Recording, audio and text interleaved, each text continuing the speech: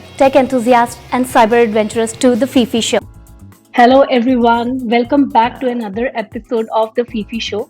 Today, I have been joined by very talented Shweta, and she has been dealing with digital forensics from past 15 years of her experience.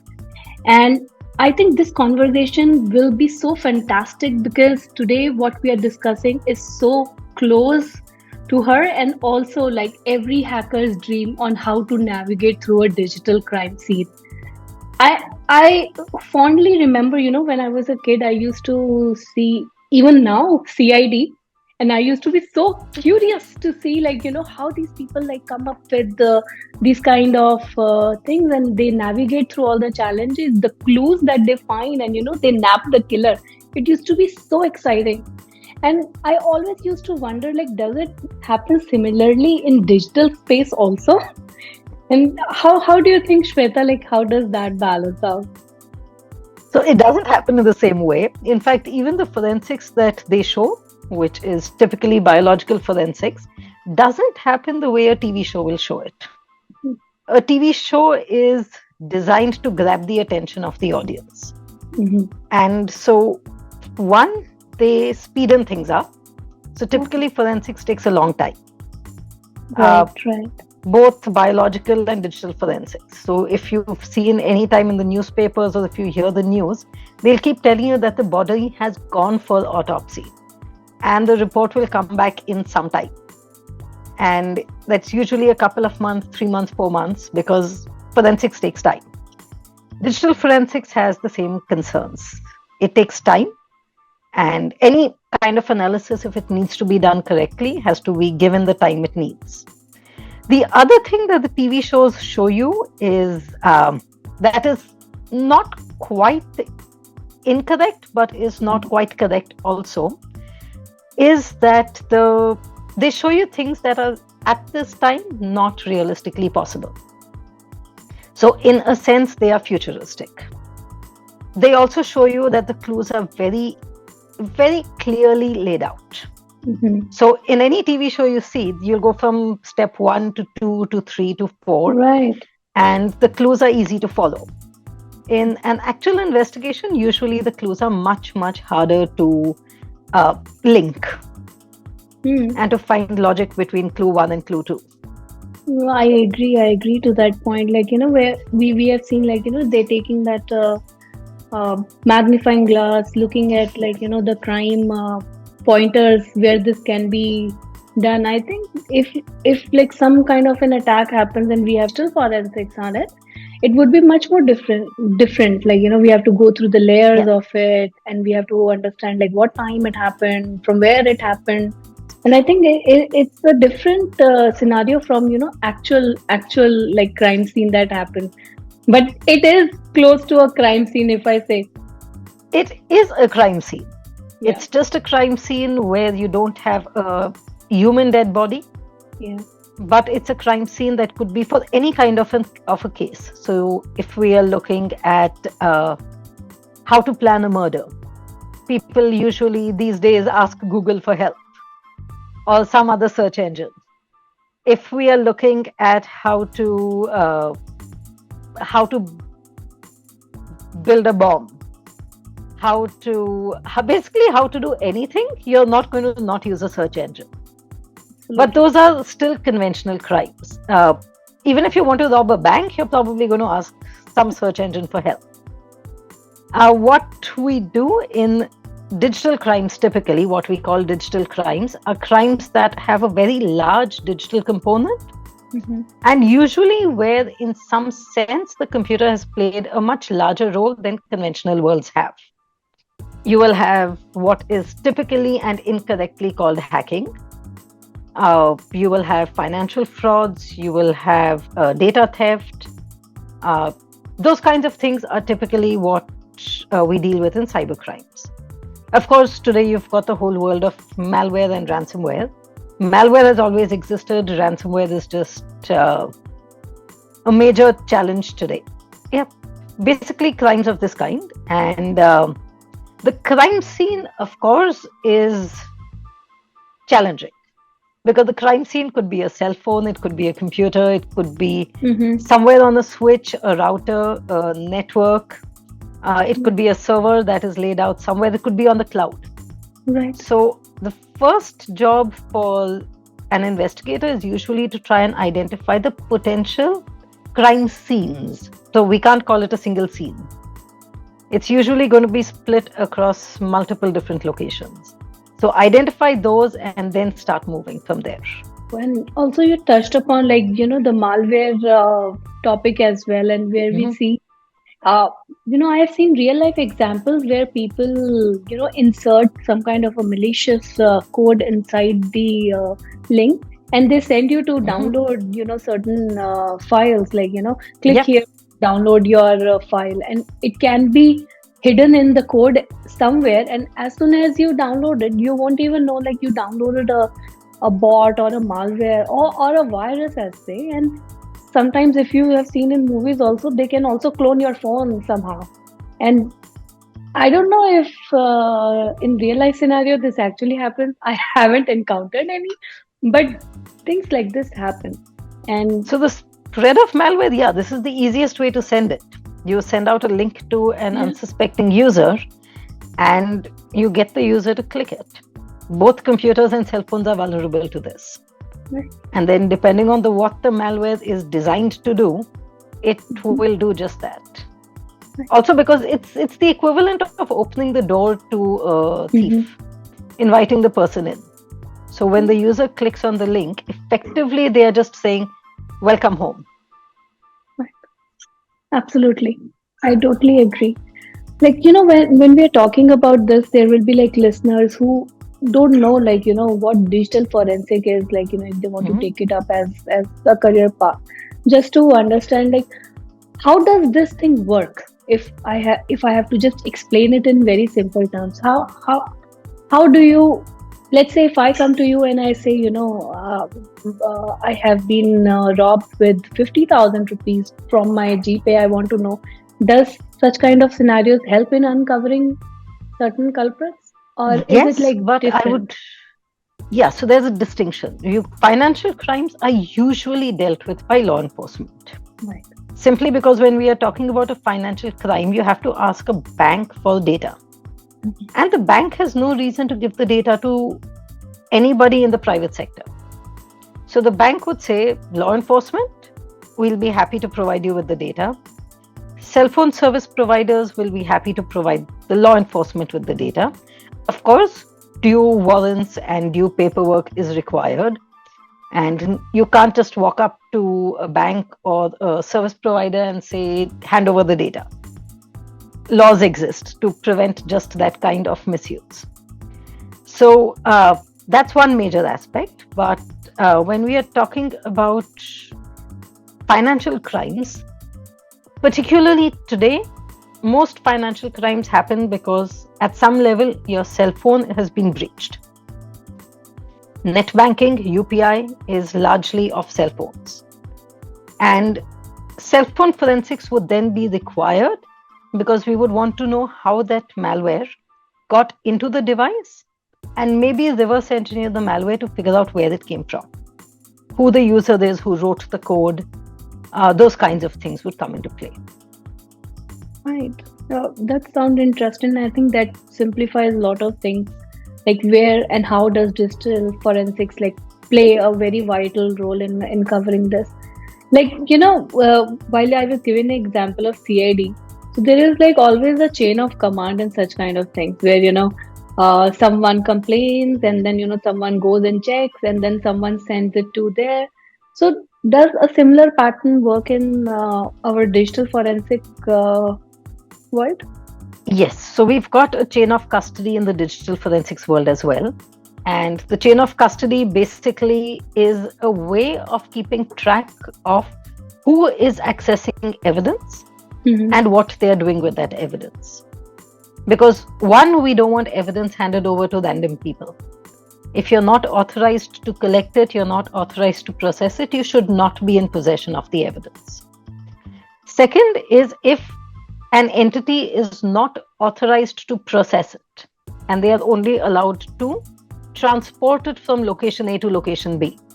We don't want this person to be analyzing the data. We don't want this person processing the data. So the chain of custody also, on paper at least, limits the usage that this person is permitted. And with digital evidence, we've got a major advantage. If the evidence is modified, we automatically maintain a record of that. So we have something called a hash value, which will basically tell you when you access the data, you create a hash value. That's one of the first things that we do. And any subsequent change made to the data changes that hash value.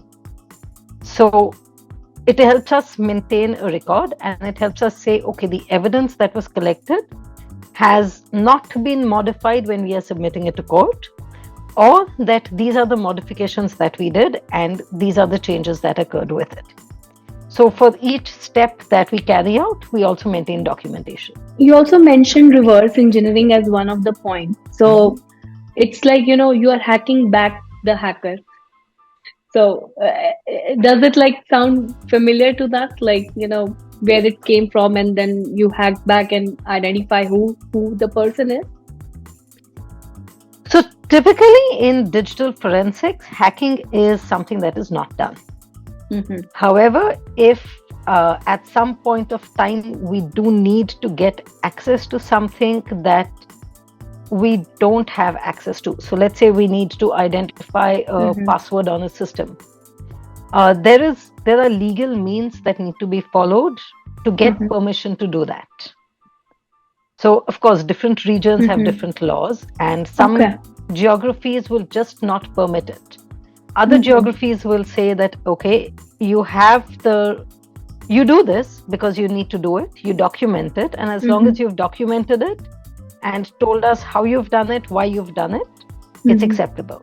You need to be able to justify it. In forensics, one of the challenges is to not tamper with the evidence. But if you need to tamper with the evidence in some manner, then tampering is both the right and the wrong word here. If you need to modify the evidence in any sense for any reason, you have to be able to justify that modification. All right. So there are, when we say legal complications. Yeah. Oh yes, forensics is all about legal complications. Yes. And legal pathways. Because the purpose of forensics is not so much collection of data, but is collection of evidence for presentation in court. The purpose of forensics is basically to be able to prove or disprove something in a court of law. Like justify a cyber attack. How does we work within a legal framework. So there are any regulatory standards or something that we follow in digital forensics? There are international standards that are built by various law enforcement agencies. But typically, because the FBI was the first to start off with digital forensics, a lot of the practices come from there. Today, of course, we've got agencies across the globe who are doing very, very good work in forensics. And different kinds of techniques will be incorporated from each of those. So we've got NIST guidelines that exist. We've got an ISO that exists for digital forensics. But it's a very rapidly evolving field. Right. Simply because your crimes and your crime scenes change more or less on a weekly basis. Technology changes. When I started off in forensics, we didn't have a concept of the cloud. And we've been using the cloud now for almost 10 years. So we've had crimes on the cloud for almost 10 years. We had cell phones, but they weren't used for crimes. Then cell phone forensics came up. And today we are at forensics of vehicles and drones and smartwatches and Fitbits and those kinds of things. So a lot of this comes from experimenting and from research because it has come up in a case. And because we believe that if there is a device which has storage, that device will contain some evidence or might contain some evidence. So investigators are always looking for new ways to access data, to find data, without really modifying the data. So Yeah. it's a bit of a challenge. But to answer your question of reverse engineering, Right. what we would typically do is pull the data out, run it on a separate system so that we are not modifying the original evidence, and then try and look for traces of the perpetrator. Yes, in some cases, we do try and get access to the devices that the hackers used. Oh. But again, those are rare cases, usually under the purview of law enforcement agencies. Right. So it's like completely legal segment where everything is like an evidence. It's like more or like a real forensics that we do, and It's entirely like real forensics. yeah. It's just And- we use different. We are doing And it in I- a different space. I see you have been like doing this for now 15 years, and you might have seen like so many changes in these years. Like things Yeah. change in a day, and 15 years is like a time. I think you might be doing this from the time where people might not have even heard like digital forensic is something that even Yeah. exists. And So I was one of the lucky few in India who actually got to do this when we hardly had any people in forensics and we had no global access to data. right, So a lot of the techniques that we built in India, we built because we basically worked on it. And stray bits of elements of information that you got from investigative agencies, you found an article published by an investigator, and we learned. And we continue to learn because the way digital forensics works, we've got global communities where a lot of data is exchanged, and the global community is very, very supportive when it comes to research. right. So if an investigator has a problem, has come across a tool or technique that they don't know what to do with, you just reach out to the community and somebody will help you. That is amazing. And communities are the way forward. And with this ransomware attacks and everything like coming up more and more, if you also heard about the MGM attack that happened, Yeah. I think it has been like the biggest attack that happened, and how everything was exposed just by simple, call. Like it was like a phishing attack. And I'm not sure how it happened. Like people are still the first line of defense, and companies should be focusing on training the workforce. Just imagine things like this happens, and just imagine if a malware inclusion or something people won't know because they're not even aware to that level. And there are people who don't know technology to the at a very minimum basic level, and then things like this happen. Your phone get virus, and then you have been attacked, your money is robbed. People still do not wrap their heads around how deadly these things can be. So they're And if- quick methods of attack, they are Right. efficient methods of attack. And yes, people are your first line of defense, and training is essential. But there is also the fact that your perpetrators are smart. So these are not your usual criminals who are basically looking to mug a victim. So they are not people who maybe could not get another job and due to unemployment are looking for the way to survive. Cybercriminals are usually people who are intelligent and people who actually think and are able to use technology to commit crimes. And in fact, one of the things that most cybercriminals are pretty good at is human psychology. And so they work at finding ways to get the victim to provide data. Absolutely. This is a very interesting point that you touched. Like cyber criminals are very intelligent. Like they are always thinking what we haven't thought yet, and they're always thinking ahead of the game. That's the point. And organize at an enterprise level. If we talk about, do you think like companies are very resilient to such kind of things? What do you think? Like as a general, if I ask, you might have worked with so many. Do you think companies are like resilient to attacks like this? If an attacker is targeting a company or an individual, specifically and over the long period of time, the attacker will succeed. Simply because every human, every company has aspects of weaknesses.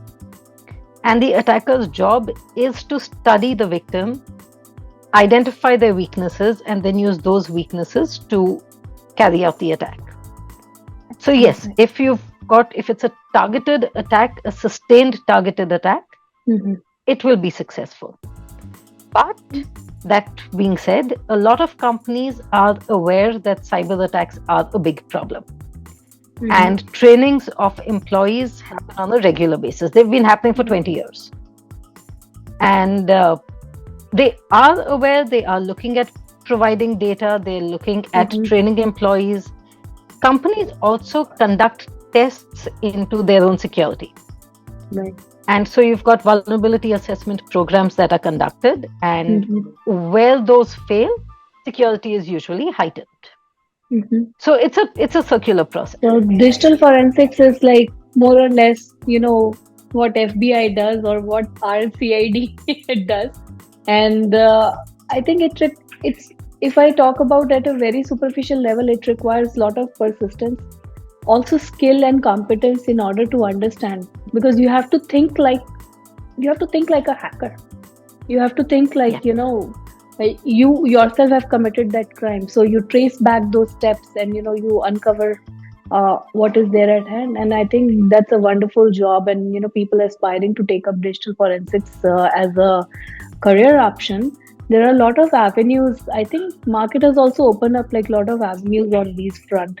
Yes. A lot of avenues, a lot of training programs exist now for this. When we started off in forensics, you basically taught yourself. And despite the fact that training programs do exist, forensics is still a job where an individual needs to challenge themselves on a daily basis. So you have to keep researching, you have to keep studying, you have to keep looking, and yes, you have to find ways to outthink the attacker. Well said. It's an ongoing program. Absolutely. And we say like, wherever you are, everybody knows where you are.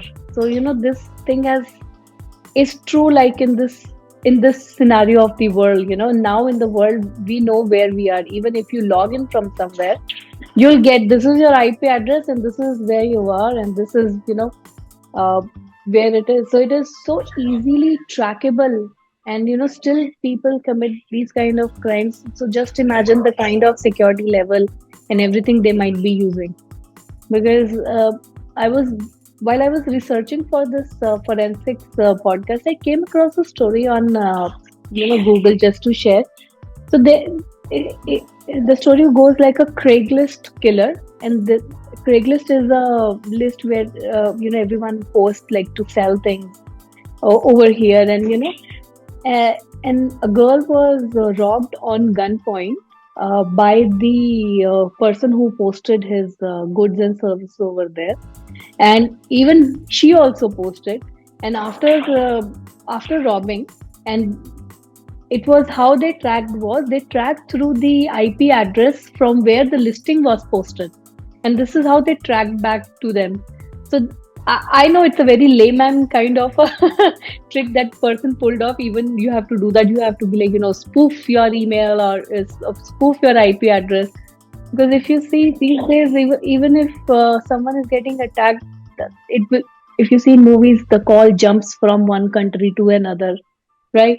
So advanced techniques of hacking are implemented. So I think we should also get advanced in, our way of forensics. Though I have very little knowledge on how this works, but it's a very interesting field. Yeah, it's a fun field. It's a field where we are constantly looking at new methods of investigation, new ways of identifying attackers. Because yes, as you said, attackers do find ways to hide themselves. It's their job. They are finally going to try and protect themselves. They aren't looking to be arrested.